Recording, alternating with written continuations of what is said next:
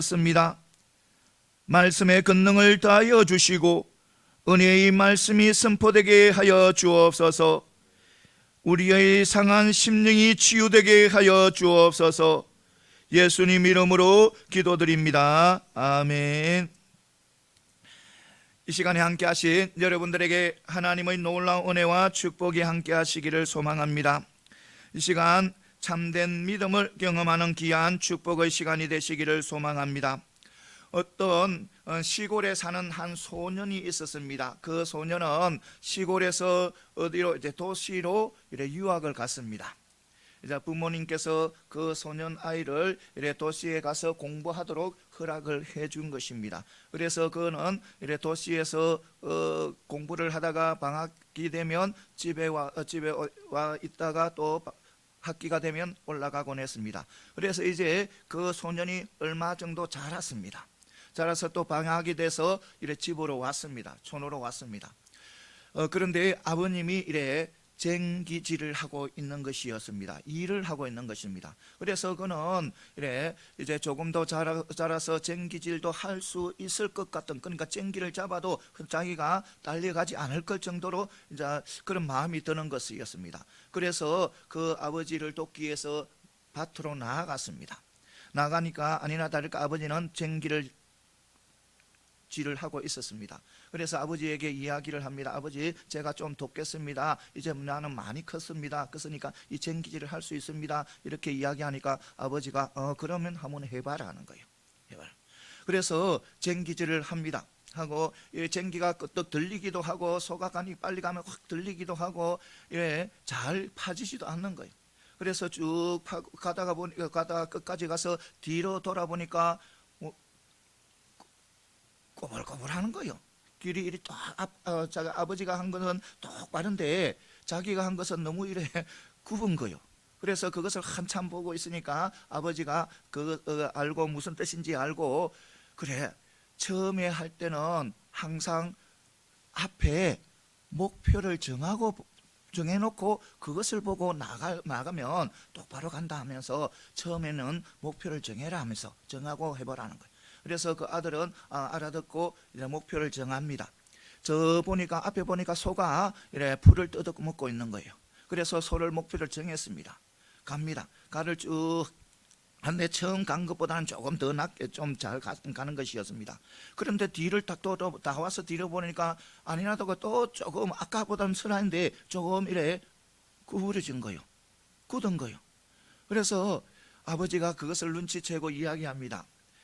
그래, 움직이는 것을 목표로 정하면 움직이게 돼가 있지, 꼬불꼬불하게 돼 있지. 소는 풀을 먹는다고 움직이지 않나. 그러니까 움직이지 않는 것을 목표로 정해라 하는 거예요. 그래서 그 아들은 알아듣고 또 움직이지 않는 그 너티나무가 딱 서가 있길래 그 너티나무를 딱 보고 쭉 갑니다. 가니까 이제 다 가서 보니까 아니나 다를까 똑바른 거예요. 사랑하는 성도 여러분, 이 말은 바로 뭐냐면 우리는 세상을 살아가잖아요. 세상을 살아가면 세상 것 바라보고 가면 유한한 거, 흔들리는 거, 있다가 없어지기도 하고 또 이렇게 하는 세상적인 것을 바라보게 되면 우리의 삶을 흔들리는 삶이 됩니다. 비뚤어진 삶이 됩니다. 그러나 흔들리지 않는 우리 하나님, 언제나 내 곁에 계시고 나를 지켜주시고 보호해 주시는, 항상 나와 함께 동행하시는 그 하나님을 목표로 바라보고 달려가게 되면 우리의 삶은 아름다운 삶이 되고 축복의 삶이 되고 하나님 앞에 영광 돌릴 수 있는 그런 삶이 된다는 것을 분명히 믿으시고, 우리의 모든 삶의 목표가 하나님을 향해서, 주님을 향해서 바라보고 달려가는으로 통해서 아름다운 삶을 펼쳐나가는 저와 여러분들이 다 되시기를 소망합니다. 오늘 말씀은요, 요한복음 4장 43절에서 54절 말씀입니다. 그러니까 참된 믿음은 표적이 아니라 순종에 있다는 것입니다. 순종에. 예수님께서 어디 있냐면 갈릴리 가나에 도달하게 됩니다. 오게 됩니다. 그러니까 갈릴리 가나는 예수님이 처음으로 기적을 일으킨 곳입니다. 바로 물을 가지고 포도주를 만든 곳입니다. 그러니까 잔치가 열렸는데 잔치 중에 포도주가 떨어져 본 거예요.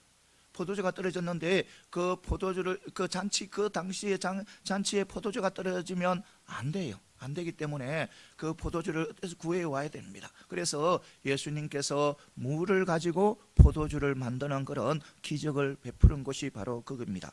그런데 그곳에 왔는데 거기서 왔는데 바로 왕의 신하란, 그러니까 자기 아들이 병들어서 고통 속에 있는 그런 아버지 왕의 신하가 예수님께 오셔서 도움을 청하는 것이었습니다.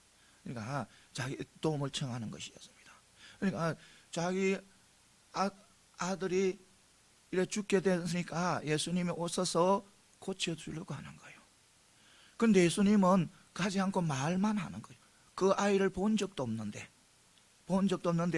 살았다는 거예요. 너희 아들은 죽지 않고 살아있다는 거예요. 그런데 이 왕의 신하가 그것을 믿고 나아갑니다. 집으로 가는 거예요. 믿고. 가는 도중에 누구를 만나게 되면 집에서 오는 종들을 만나게 됩니다. 종들을 만나는데 종들이 하는 말이 아들이 살아있다는 거예요. 살았다는 거예요. 그래서 그것이 언제쯤이라고 물으니까 예수님께서 말씀하신 너의 아들이 살았다 하는 그 할 때 말씀 그 시간하고 똑같은 거예요. 똑같은. 그래서 그 왕의 신하의 가정이 그와뿐만 아니라 그 가정이 온전히 주님을 믿었다는 그런 말씀입니다. 그러니까 순종하고 나아가니까 바로 그런 역사가 일어나는 것, 생명의 역사가 일어난다는 것입니다. 오늘 이 말씀을 통해서 몇 가지 은혜 받는 귀한 축복의 시간이 되시기를 소망합니다. 먼저 인간의 절망은 하나님을 찾는 결정적인 그런 계기가 된다는 겁니다. 그러니까 우리가 어려움을 당하고 환난을 당하고 정말 내가 풀 수가 없는 그런 문제들을 만나게 되며 그것을 통해서 누구를 만나는 계기, 주님을 만나는, 하나님을 만나는 그런 계기가 된다는 겁니다. 오늘 보면 46절 47절에 보면 예수님께서 전에 물로 포도주를 만드셨던 갈릴리 가나에 이르렀을 때 가버나움에서 이래 중병에 걸려 고통당하는 아들을 둔 왕의 신하가 찾아와서 도움을 청하는 그런 사실이 나옵니다. 이 사람의 이름은 몰라요. 이 사람이 또 지가 무엇인지도 몰라요. 그렇지만 그가 갈릴리 베레아 지역의 분봉왕이었던 헤롯 안티파스의 고위 관리라는 것을 짐작은 할 수가 있습니다.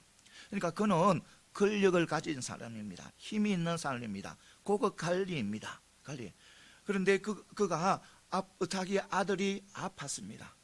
아팠으니까 권력이 있으니까, 힘이 있으니까 이래 최고의 맹의들, 의원들을 모시고 와서 그 아들을 보살피려고 했을 것입니다.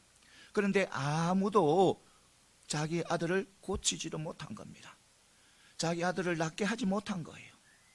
그러니까 그가 어디에 소망을 두게 되냐면 예수님께 소망을 두고 나가게 되는 거예요.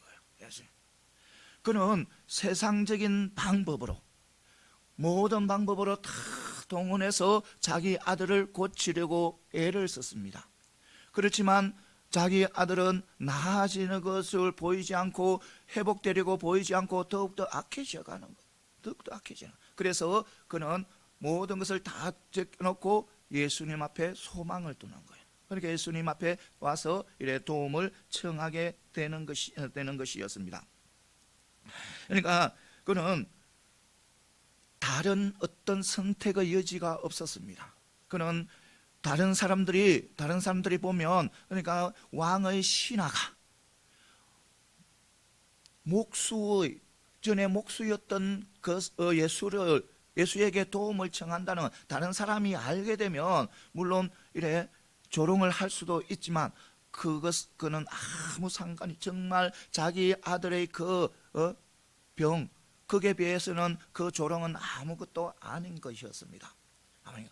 그래서 그는 예수님께 나와서 이래 도움을 청하게 된 것입니다.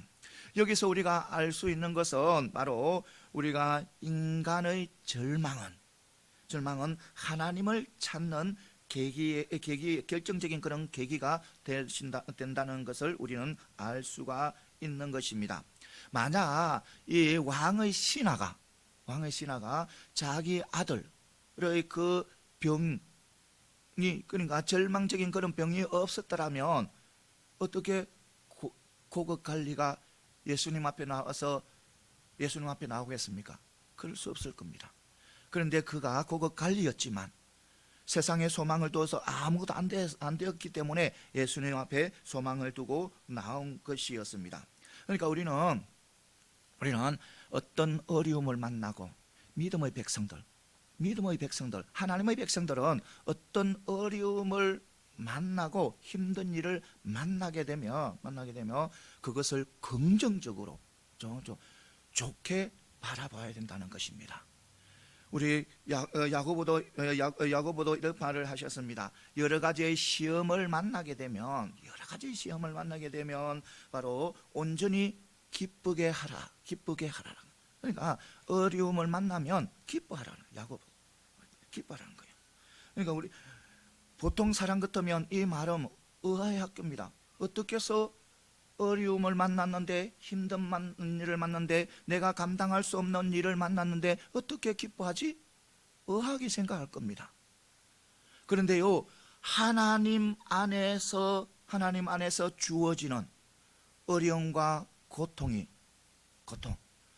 그것이 우리 미래의 삶에, 인생에 좋은 재료가 된다는 것을 알게 되면 그것을 아멘으로 받아들일 것입니다.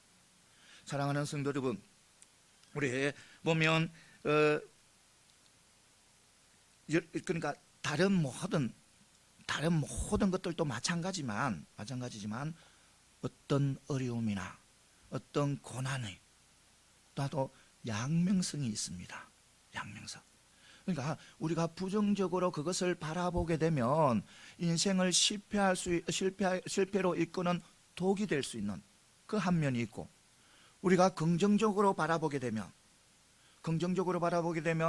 우리의 미래를 아름답게 만들 수 있는 좋은 재료가 된다는 것입니다. 그러니까 이 어려움과 고통은 항상 양면성을 가지고 있다는 것입니다. 그래서 우리는 항상 긍정적인 눈으로 그것을 바라봐야 된다는 것입니다. 성경과 역사에서 보면 고난 중에, 그러니까 어려움 중에서 영광으로 들어가는 사람들을 참 보게 됩니다.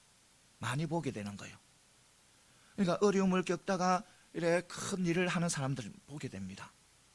그런 사람을 보면 만약 그들에게 어려움이 없었다면 그들은 좋은 그런 미래를 펼쳐나갈 수가 없었을 것입니다.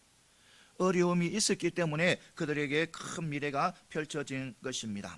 사랑하는 성도 여러분, 내 스스로 내가 감당하지 못할 그런 힘든 일이 여러분들에게 있습니까? 또 아니면 내 힘으로는 도저히 이겨나갈 수 없는 그런 어떤 문제들이 있습니까? 여러분, 두려워하시지 마시기 바랍니다. 우리의 문제를 풀어주기 위해서 기다리시는 하나님이 있습니다. 우리 하나님, 내가 믿는 하나님, 나를 나보다 더 사랑하신 하나님, 그 하나님은 모든 것을 다 하실 수 있어요. 우리 하나님은 천지 창조주의 하나님이시잖아요. 그러니까 모든 것을 다 하실 수 있는 하나님이 우리의 문제를 풀어주려고 기다리고 계신다는 것입니다. 그러니까 우리가 맡기면 된다는 것입니다. 그러니까 보면 대부분 많은 사람들이 어떤 고난과 시험 때문에 실패하는 사람들이 있습니다. 그런데 그 실패가 문제 해결, 그러니까 해결할 수 있는 길이 없어서가 아니라, 해결할 수 있는 길이 없어서가 아니라 바로 그들이 해결할 수 있는 그 해답을 다른 곳에서, 엉뚱한 곳에서 찾든지, 아니면 처음부터 해결할 수 없다고, 해결할 수 없는 문제를, 그 문제의 해결 법을 찾지 않고 포기했기 때문입니다. 여러분, 우리에게는 도움을 주시는 분이 계십니다. 바로 우리와 함께 계십니다. 그분은 바로 우리 예수 그리스도예요. 우리 예수님께서는 우리를 도와주십니다. 우리를 도와주실 뿐만 아니라 모든 문제를 해결할 수 있는 바로 해결자가 되십니다. 이것을 반드시 믿고 나가는 저와 여러분들이 다 되시기를 소망합니다. 그래요, 우리가 어려움을 만나게 되면, 또 어떤 시련을 만나게 되면 여러분, 우리 모두 어디로? 기도의 굴로 들어가시기를 바랍니다. 기도의 굴로 들어가서 우리 하나님 앞에, 주님 앞에 상의하시기 바랍니다. 주님 앞에 맡기시기를 바랍니다. 그러면 우리 하나님께서는, 전지전능 하나님께서는 우리의 모든 문제를 해결해 주실 것입니다. 사랑하는 성도 여러분, 어떤 어려움과 힘든 일을 만나게 되면 세상 사람들은 그것을 가지고 좌절하고 낙심하는 것이 당연할 수도 있습니다. 그런데 우리 믿음의 백성들은 그렇게 하면 안 되는 거예요. 어려움과 고통을 만나게 되면 반드시 우리는 하나님 앞에 나와야 되는 것입니다. 하나님 앞에 나올 때 하나님께서는 그것을 책임지는 거예요. 그러니까 우리가 어려움을 당하면 하나님 앞에 나와서 하나님 앞에 상의하고 하나님 앞에 기도하고 하나님 앞에 간구하는 것이 정상적이라는 겁니다. 정상적이라는, 우리가 어려움을 당했는데도 내 혼자 끙끙 앓는 것은 정상적이 아니에요. 세상 것 바라보고 세상 것 의지해서 세상 것을 통해서 그것을 해결하면 그것은 하나님의 자녀의 모습이 아니에요. 우리의 자녀의 정상적인 모습은 어려움을 만나며 반드시 누구에게? 하나님 앞에 나와서 하나님 앞에 청해야 된다는 것입니다. 이것을 분명히 믿고 나가는, 어떤 상황에서도 하나님 앞에 청하여서 도움을 받는 그런 믿음의 백성들이 다 되시기를 소망합니다. 그 다음에 또 뭐냐면, 참된 믿음은 표적을 볼 때가 아니라 하나님의 말씀을 들을 때 생긴다는 거예요. 그러니까 표적을 보아서 참된 믿음이 생기는 것이 아니고, 우리 성경, 이 하나님께서 주신 66권의 이 성경을 통해서 우리가 참된 믿음이 생긴다는, 이것을 들을 때. 그러니까 48절에 보면 유대인들의 이래 고질적인 그런 문제점인 표적주의에 대해서 이래 주님께서 지적하고 있어요. 표적주의. 이 표적주의는 그 유대인들이 참된 신앙으로 들어가지 못하도록 방해하는 거대한 이런 장애물입니다. 여러분, 유대인들은 어렸을 때부터 해당해서 이래 율법과 성경을 읽고 배웠습니다. 그래서 유대인들은 성경이 낯선 것이 아닙니다. 성경을 잘 알고 있었습니다. 잘 알고 있었습니다. 그들이 이사야서를 읽어 나가다 보면, 성경이 어떤 것인가를, 무슨 책인가를 깨닫게 되게 돼 있어요. 그리고 다윗의 시편을 읽다 보면 이 성경 말씀을 어떻게 대해야 될지 알게 되가 있는 거예요. 그런데 이 유대인들이 하나님의 말씀보다 표적을 더 믿는 거예요. 표적을. 정말 상상도 할 수 없는 그런 일들을 하고 있는 거예요. 정말 이상한 거예요. 그들이 하나님을 그 말씀을 읽고 배우고 하는데도 하나님의 말씀보다 표적을 더 귀하게 여기고 더 중요시 여기는 거예요. 이것은 바로 그들이 마음이 완악하다는 겁니다. 완악해서 하나님의 말씀을 보고도 듣고도 받아들이지 않기 때문이라는 거예요. 이것을 분명히 우리는 알고 나가는 저와 여러분들이 다 되시기를 소망합니다. 사랑하는 성도 여러분, 참된 믿음은 표적을 보는 것에서 이루어지는 것이 아니고 하나님의 말씀을 들음으로써 이루어진다는 것을 분명히 믿으시기를 바랍니다. 여러분, 성령이 임한 오순절날 3,000명이 참된 믿음을, 그러니까 많은 사람들, 3,000명이라는 많은 사람들이 참된 믿음을 가지게 됩니다. 무엇 때문에? 바로 베드로의 설교 말씀 때문에, 하나님의 말씀 때문에. 베드로의 설교를 들으니 자기 그 말씀이 자기들의 마음을 찌르는 거예요. 찌르고 도저히 견딜 수가 없어서 베드로에게 도움을 청하는 거예요. 어떻게 해야 제사함을 받고 어떻게 해야 구원을 받는지 베드로에게 묻는 거예요. 그래서 그들은 참된 믿음을 갖게 된 것입니다. 그러니까 누구든지, 그러니까 이 하나님의 말씀은 그러니까 예수님의 말씀은 누구든지 영적인 성숙 또 믿음이 자라는데 귀한 양식이 된다는 것입니다. 하나님의 말씀만이 우리 믿음을 성장하는데 귀한 양식이 된다는 것입니다. 이 하나님의 말씀, 주님의 말씀을 대신할 것은 아무것도 없습니다. 오직 이 말씀만이 우리의 믿음을 성장해 주는 거예요. 어떤 철학이든지 어떤 신학이든지 어떤 또 이념이든지 사상이든지, 그리고 초자연적인 그런 역사나 기적도 하나님의 말씀을 대신할 수는 없는 거예요. 신학을 공부하는 그것이 말씀을 대신할 수 없어요. 신학 때문에 우리 한국 교단이 많이 갈라졌어요. 그것이 하나님의 말씀을 대신할 수가 없는 거예요. 사상요, 이념, 그것도 하나님 말씀을 대신할 수 없는 거예요. 뭐 보수주의, 진보주의 하면서 서로 이래 이야기하는데 그것을 가지고는요 하나님의 말씀을 대신할 수 없는 거예요. 그런데 요즘 보면 참 마음 아파할 정도로 많이 사상이 하나님의 말씀 위에 쓴 사람들이 참 많이 있어요. 그거 정말 잘못된 거예요. 어떤 상황에서도 사상이나 어떤 이념이 하나님의 말씀 위에 서서는 안 된다는 겁니다.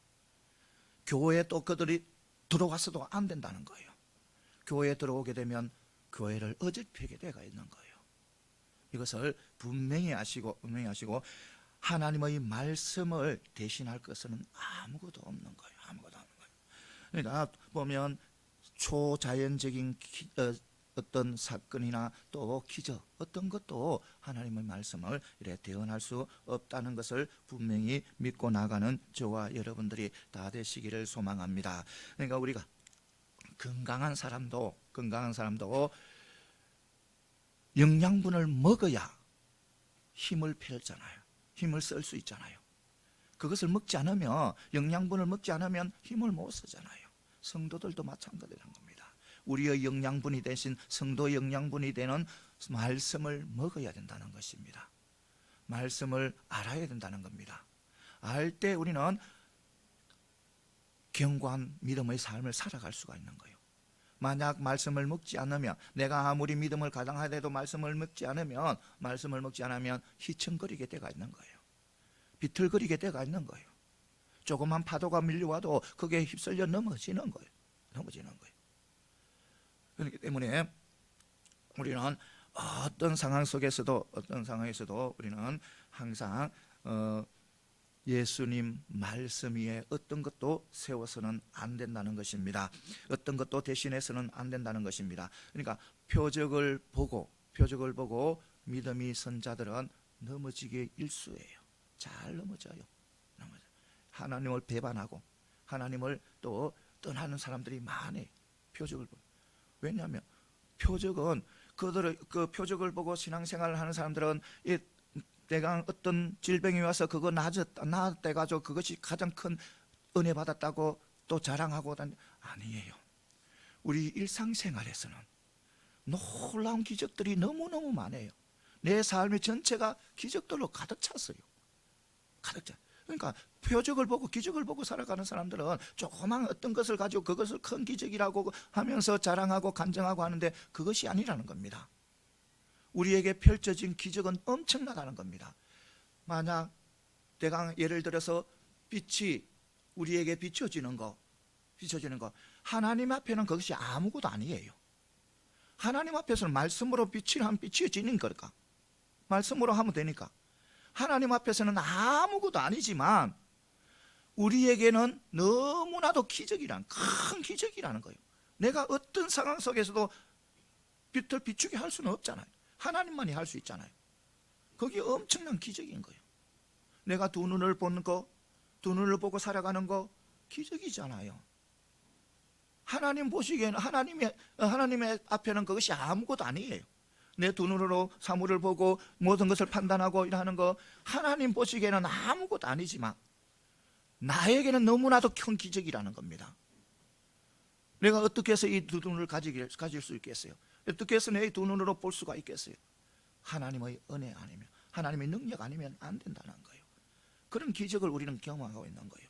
경험하고 있는데 그러니까 기적을 어떤 표적을 보고 믿음을 가진 사람들은 결국에 넘어지게 된다는 것입니다. 그런데요, 하나님의 말씀 위에 믿음을 세우게 되면 기초를 두고 또 토대를 세우게 되면 흔들리지 않습니다. 넘어지지 않습니다. 단단합니다. 이것을 반드시 믿으시고 우리 모두 하나님의 말씀 위에 나 개인뿐만 아니라 교회도 공동체도 하나님의 말씀 위에 세워서 정말 단단하게 흔들리지 않게 삶을 살아가는 저와 여러분들이 다 되시기를 소망합니다. 그 다음에 또 뭐냐면 생명에 대한 주권은 하나님께 있다는 겁니다.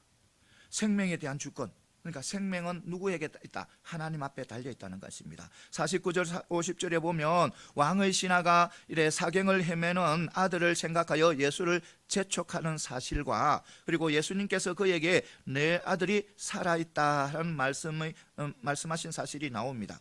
그러니까 왕의 신하의 생각에는 예수님께서 자기 아들에게 있는 곳에 와서 어떤 조치를 취하면 이래 희망이 보일 것 같던데 좋은 일이 일어날 것 같던데 그런데 주님께서는 그렇게 하죠. 주님께서는 아들 얼굴도 보지 못했는데 말씀으로 살려주시 버린 거예요. 살려준 거예요. 그러니까 왕의 신하는 예수님께서 이래 오셔가지고 자기 아들한테 와서 어떤 조치를 취해서 낫게 할 수 있으면 좋겠는데 예수님께서는 그렇게 하지 않은 거예요. 그렇게 하지 않고 그 아들을 보지도 않는데도 말씀으로 그를 살린 거예요.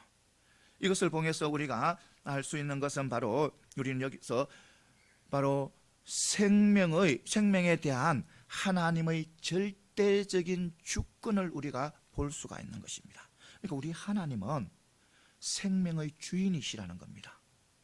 우리 하나님은요, 우리에게 생명을 주시기도 하고 또 우리 하나님은요, 우리에게 생명을 거두어 가시기도 하는 분입니다. 이거 분명해요. 그런데 많은 사람들은 자기 생명을 자기 것이라고 오해하고 살아가는 사람들이 많이 있는 것입니다. 사랑하는 성도 여러분, 우리 모든 사람들의 생명은 누구의 주권에 달려있다? 하나님의 주권에 달려있는 거예요. 그래서 우리가 내가 장수하려고 해도 안 돼요. 내가 또 단명 그러니까 빨리 죽는 그것을 갖다가 우리가 넘어가도록 하기 위해서 안 되는 거예요. 안 돼요.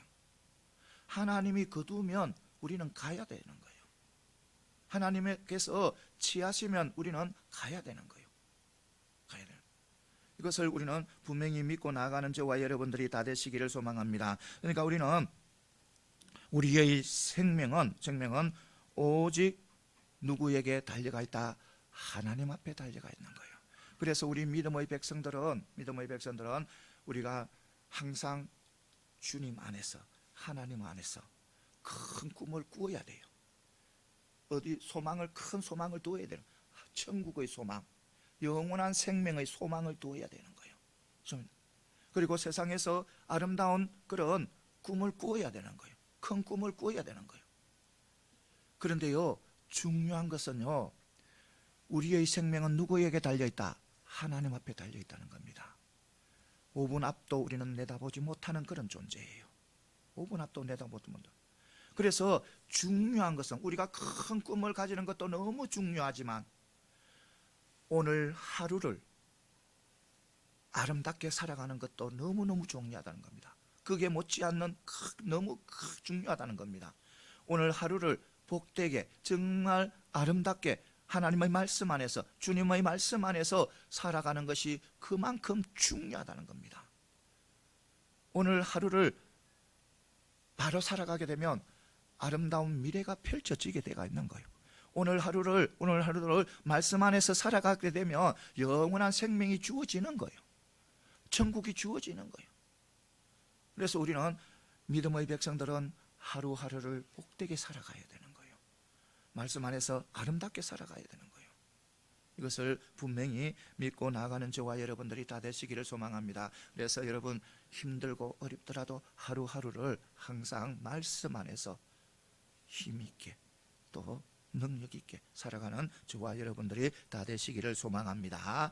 그 다음에 또 뭐냐면, 주님의 말씀은 우리의 문제를 책임지신다는 보증서이라는 겁니다. 그러니까 우리 주님의 말씀이, 이 성경 말씀이 우리의 모든 문제를 책임져주는 그런 보증서가 된다는 겁니다. 51절 52절에 보면, 왕의 신하가 예수님의 말씀을 믿고 돌아가는 길에 자기를 만나려고 오는 종들을 통해서 아들이 낳았다는 이야기를 듣습니다. 그리고 그 난 시점을 알아봤을 때는 예수님께서 내 아들이 살아있다라는 말씀의 때와 같다는 것을 확인하게 됩니다. 실로 예수님의 말씀은 확실히 이루어졌습니다. 예수님의 말씀은 이 왕의 신하를 실망시키지 않았습니다. 이 바로 하나님의 말씀이 이 왕의 신하의 문제를 해결하는 그런 보증서가 된 것입니다. 사랑하는 성도 여러분, 우리 하나님의 말씀은 우리의 모든 문제를 다 책임져주는 그런 보증서라는 것을 믿으시기 바랍니다. 그래서 우리는 어떤 모든 문제, 나에게 주어지는 모든 문제들을 말씀 안에서 다 풀어가야 되는 거예요. 말씀을 붙잡고 모든 것을 다 풀어가야 된다는 것입니다. 우리 모두 말씀 안에서 나의 모든 문제를 다 풀어가는 저와 여러분들이 다 되시기를 소망합니다. 여러분, 예수님이 어떤 분이십니까?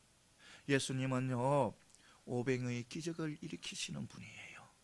물고기 2마리와 보리떡 5개로 5,000명을 먹이시는, 그것도 그 어린아이와 여인들을 제외하고 장정만 5,000명을 먹이시고, 그것도 배불리 먹으시고, 또 남은 것을 거두니까 12바구니가 남은 거예요. 12바구니. 또 예수님이 어떤 분이 소경을 고쳐주시는, 눈을 뜨게 하시는 분이 우리 예수님이잖아요. 소경 바디메오가 예수님이 오시는 것을 듣고 부르짖잖아요. 도와주세요 부르짖잖아요. 다윗의 자손이여 나를 불쌍히 여기소서 하면서 이 바디메오, 소경된 바디메오는 부르짖습니다. 제자들과 사람들은 시끄럽다고 막지만 더 큰 소리로 주님을 부르면서 도와달라는 거예요. 그러니까 주님께서 그를 부르는 거예요. 무엇을 원하느냐? 보기를 원합니다. 내 믿음이 너를 구원했다는 거예요. 우리 주님께서 말씀하실 때 소경의 눈도 뜨게 된다는 것입니다. 우리 주님의 말씀하게 되면 또 폭풍과 파도도 조용해지는 거예요. 잠잠해지는 거예요. 주님께서는 배 밑에서 주무시고 계시고, 그럼 제자들이 그 배를 몰고 갑니다. 폭풍우가 들이닥치는 거예요. 제자들 중에는 배에 익숙한 사람들이 많습니다. 어부들이 배에 대해서, 그들은 배에 대해서 모든 기술을 가지고 있는 사람들이에요. 그런데도 그들은 그 폭풍우와 그 파도를 감당하지 못한 거예요. 그래서 주님 깨워서, 주님 우리가 죽게 되었는데 살려주라는 거예요. 그러니까 주님께서 말씀으로 폭풍과 파도를 잔잔하게 하십니다. 그러니까 잔잔해지는 거예요. 우리 주님의 말씀에는 능력이 있는 거예요. 우리 주님의 말씀의 능력과 권능은 또 어디에서 확인할 수 있냐면, 병들을 고쳐준 사람들을 통해서, 또 죽어서 살린 사건을 통해서 우리는 주님의 능력, 주님의 그 권능을 우리는 알 수가 있는 거예요. 우리 주님이 말씀하시니까 해당장 야이로의 딸이 살아나잖아요. 나사로가 살아나잖아요. 그러니까 주님이 말씀하시면 죽은 자도 살아난다는 거예요. 생명이 있다는 거예요. 이것을 분명히 믿고 나가는 저와 여러분들이 다 되시기를 소망합니다. 우리 주님께서는 전지전능하신 하나님이시기 때문에 그것이 가능한 거예요. 모든 것을 다 초월하신 하나님이시기 때문에 가능한 거예요. 어떤 곳에 갇혀있는 그런 하나님이 아니십니다. 어떤 환경에 갇혀있는 그런 하나님이 아니시고, 모든 것을 다 하실 수 있는 그런 천지창조주의 하나님이시기에 우리가 가능하다는 것을 분명히 믿고 나가는 저와 여러분들이 다 되시기를 소망합니다. 우리 주님의 말씀은 우리의 문제를 책임져 주시는 보증서라는 것. 어떤 문제든지 주님 앞에 맡기며 그것이 해결된다는 겁니다. 말씀에 따라 우리는 해결할 수가 있는 것입니다. 그러니까 세상의 위협이라든지, 또 사업의 실패라든지, 직장에서 위기라든지, 불화라든지, 또 가난, 질병, 그 어떤 것도 내가 예수를 믿는다면 걱정할 필요 없는 거예요. 그 모든 것들은 다 어디에서 풀어낼 수가 있다? 말씀 안에서 다 풀어낼 수가 있다는 겁니다. 그러니까 우리가 말씀을 통해서 세상적인 위협을 넘어갈 수가 있는 거예요. 말씀을 통해서 우리는 또 사업의 실패 해결할 수가 있는 거예요. 또 말씀을 통해서 또 어떤 위기, 어려움 다 해결할 수 있는 거예요. 이것을 우리는 분명히 믿고 나가는 저와 여러분들이 다 되시기를 소망합니다. 사랑하는 성도 여러분, 어떤 상황 속에서도 우리는 하나님의 말씀 안에서 모든 문제들을 다 풀어가시기를 바랍니다. 세상 것 붙잡아서 세상 것 의지해서 푸는 것이 아니라 우리 믿음의 백성들은 항상 보증서입니다. 우리 문제를 해결해주는 그 보증서가 바로 우리 하나님의 말씀, 주님의 말씀입니다. 그 말씀을 통해서 모든 것을 다 해결하는 저와 여러분들이 다 되시기를 소망합니다. 이제 마지막은 우리 주님의 말씀 안에 생명이 있다는 겁니다. 주님의 말씀 안에 생명이 있는 거예요. 51절에서 53절에 보면 왕의 신하가 가라, 내 아들이 살아있다고 이래 주님의 말씀을 듣고 집으로 가는 도중에 누구를 만나면 오던 종들을 만납니다. 자기를 찾아오는 종들을 만나서 아들의 소식을 듣는 거예요. 아들이 살아있다는 거예요. 그 소식을 듣고 어떻게 하며 자기와 자기 온 가정이 누구를 믿었더라? 주님을 믿었더라는 거예요. 주님을. 그러니까 이것을 통해서 보면 주님의 말씀 안에 무엇이 있다? 생명이 있다는 거예요. 생명. 주님의 말씀 안에 생명이 있는 거예요. 이걸 우리는 분명히 믿으시기 바랍니다. 조금 전에도 했었지, 주님이 말씀하실 때 죽은 자가 다 살아났잖아요. 주님이 말씀에서 살렸잖아요. 그러니까 말씀 안에 무엇이 있다? 우리의 생명이 있다는 것을 분명히 믿고 나아가는 저와 여러분들이 다 되시기를 소망합니다. 그러니까 이 요한복음 이래 주님의 말씀이 생명이라는 것은 요한복음 전체적으로 증거되는 그런 것이 사실입니다. 그러니까 이 또 요한복음 초도에 보면 주님의 말씀이 생명이고, 생명이고 또 모든 만물이 주님의 말씀으로 해서 지음을 받았다고 이야기 나옵니다. 그러니까 우리 주님의 말씀은 모든 것이 다 할 수 있다는 겁니다. 주님 말씀 안에 다 있다는 것입니다. 풀 수 있는 모든 것이 다 주님의 말씀 안에 들어 있다는 것입니다. 우리가 주님의 말씀을 믿고 순종하고 나아가면, 주님의 말씀을 들을 때는 우리가 죄와 허물로 죽은 영혼들이 살아납니다. 살아나는 거예요. 이거 분명히 아시기 바랍니다. 그래서 우리가 세상에서 어떤 모습으로 살아가야 된다? 어떤 모습으로 그 사람들을 살리기 위해서는, 저 죽어가는 영혼들을 살리기 위해서는 바로 우리가 하나님의 말씀대로 살아가야 된다는 겁니다. 다른 방법이 없다는 거예요. 내가 어떻게 해서 저 사람들을 살릴 수 없어요. 오직 무엇을 통해서? 내가 하나님의 말씀대로, 주님의 말씀대로 세상에서 살아감으로 통해서 그들을 살릴 수가 있는 거예요. 그들이 하나님의 말씀을 듣고 베드로가 설교를 통해서 많은 영혼들을 살린 것처럼 우리가 세상에서 하나님의 말씀대로, 오직 하나님의 말씀대로 살아갈 때만이 그들이 하나님께 주님께 돌아오게 되는 거예요. 이것을 분명히 믿고 나아가는 저와 여러분들이 다 되시기를 소망합니다.